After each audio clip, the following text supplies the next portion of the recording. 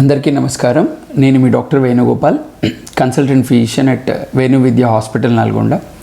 So what are the early warning signs of prostatic issues? So యూజువల్గా prostate గ్రంథి మేల్స్లో elderly age పీపుల్లో ఎక్కువగా problems ఉంటూ ఉంటాయి. అవి కాకుండా యంగర్లో వచ్చే ప్రాబ్లమ్స్ కూడా ఒక 2-3 కండిషన్స్ ఉంటాయి. One is like prostatitis, next prostatic abscess, next younger పేషెంట్స్లో కూడా కొంతమందిలో ప్రోస్టేటిక్ క్యాన్సర్ లాంటివన్నీ కూడా వచ్చే అవకాశం ఉంటుంది.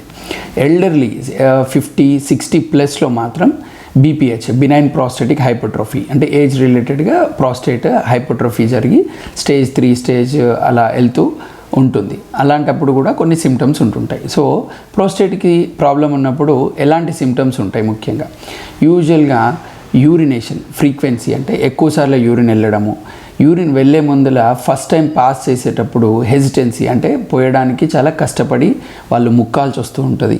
తర్వాత ఫ్లో కూడా తగ్గిపోతుంది, యూరిన్ ఫ్లో డిస్టర్బెన్స్ ఉంటుంది.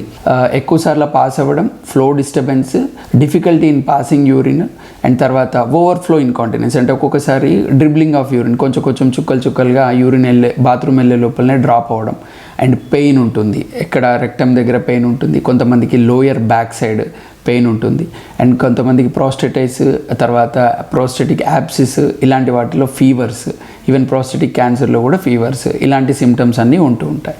సో ఇలాంటి సిమ్టమ్స్ ఉన్నప్పుడు ఖచ్చితంగా మీరు మీ డాక్టర్ని సంప్రదించినట్లయితే దానికి సంబంధించినటువంటి అల్ట్రాసౌండ్ కానీ, and uroflowmetry, and urine examination, ఇవన్నీ చూసుకొని కండిషన్ ఎలాంటిది అనే దాన్ని బట్టి ట్రీట్మెంట్ లైన్ అనేది మారుతూ ఉంటుంది.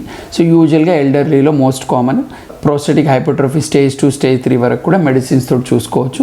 ఒకవేళ సివియర్ ఫామ్ ఉన్నట్లయితే ప్రోస్టేటెక్టమీ చేసేసినట్టయితే వాళ్ళకి ఈ కంప్లైంట్స్ అన్నీ కూడా పోతాయి అండ్ సిమ్టమ్ ఫ్రీ అవుతూ ఉంటారు.